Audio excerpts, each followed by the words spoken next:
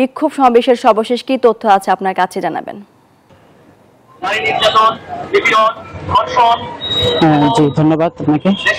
দেশব্যাপী চলা যে সহিংসতা, নারীর উপর যে অত্যাচার, গুম এবং ধর্ষণের প্রতিবাদে চট্টগ্রাম বিশ্ববিদ্যালয় সহ অন্যান্য বিশ্ববিদ্যালয়ের ন্যায় আজ সকাল 11টা থেকে বিশ্ববিদ্যালয়ের শিক্ষক এবং শিক্ষার্থীরা বিশ্ববিদ্যালয়ের শহীদ মিনার প্রাঙ্গণে জড়ো হচ্ছে।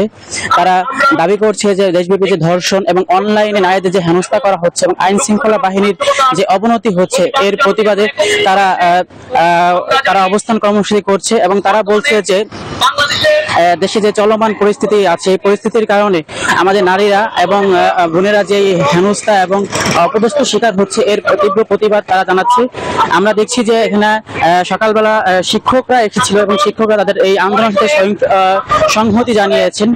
এবং আপনাকে জানিয়ে রাখতে চাই যে গতকাল সন্ধ্যার সময়ও বিশ্ববিদ্যালয়ের 0 পয়েন্ট এলাকায় বিশ্ববিদ্যালয়ের বিভিন্ন হল থেকে শিক্ষার্থীরা একত্রিত হয়ে তারা মিছিল সমাবেশ করেছে এবং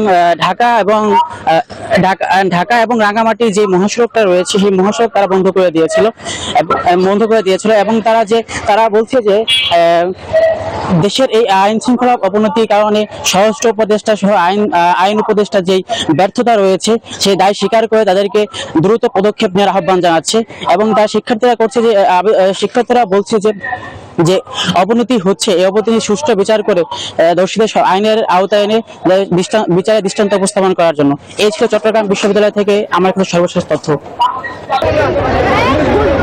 মাহমুদা মনির, আজকে সকাল 11:30 থেকে রাজশাহী বিশ্ববিদ্যালয়ের শিক্ষার্থীরা ধর্ষণের বিচারের দাবিতে কিন্তু আন্দোলন শুরু করে। তারা প্রথমে ক্যাম্পাসের প্যারিস রোডে অবস্থান নিয়ে সেখানে বিক্ষোভ কর্মসূচি করে, তারপরে সেখান থেকে তারা বিক্ষোভ মিছিল নিয়ে ঢাকা রাজশাহী মহাসড়কের এই জায়গায় বিশ্ববিদ্যালয়ের প্রধান ফটকের সামনে তারা অবস্থান নেয়। তো এই স্থানে কিন্তু রাষ্ট্রের বিভিন্ন শিক্ষা প্রতিষ্ঠানের শিক্ষার্থীরা এসে বিশ্ববিদ্যালয়ের শিক্ষার্থীদের সাথে যোগ দেয়। আন্দোলনকারী শিক্ষার্থীরা রয়েছেন, তারা বলছেন যে বিশেষ ট্রাইব্যুনাল গঠন করে 1 মাসের মধ্যে ধর্ষণের বিচার নিশ্চিত করতে হবে এবং তারা বলছেন যে ধর্ষকের শাস্তি মৃত্যুদণ্ড দিতে হবে। অন্তর্বর্তীকালীন সরকারকে সবার আগে নারীদের নিরাপত্তা দিতে হবে, তারপর অন্য কাজ করতে হবে এবং ধর্ষকদের শাস্তি না হওয়া পর্যন্ত আন্দোলন অব্যাহত থাকবে। বিশেষ ট্রাইব্যুনালে ধর্ষকের বিচার নিশ্চিত করার যে দাবি, সেই দাবিতে কিন্তু শিক্ষার্থীরা গতকালকেও দীর্ঘ সময় এই একই স্থানে ঢাকা রাজশাহী মহাসড়কে আন্দোলন করেন এবং তারা বলেন যে 1 মাসের মধ্যে ধর্ষণ প্রক্রিয়ার বিচার কাজ শেষ করতে হবে এবং ধর্ষকের যে সর্বোচ্চ শাস্তি মৃত্যুদণ্ড নিশ্চিত করতে হবে। তা না হলে শিক্ষার্থীরা ঘরে ফিরে যাবেন না। তাদের যে আন্দোলন সেই আন্দোলন অব্যাহত রাখবে। শিক্ষার্থীরা বলছিলেন ধর্ষকের বিচারে কোনো রকম টালবাহানা বা সময় ক্ষেপণ চলবে না। এই ছিল রাজশাহী থেকে সর্বশেষ। চট্টগ্রাম থেকে আরো খবর জানাচ্ছেন তামিম কাছে।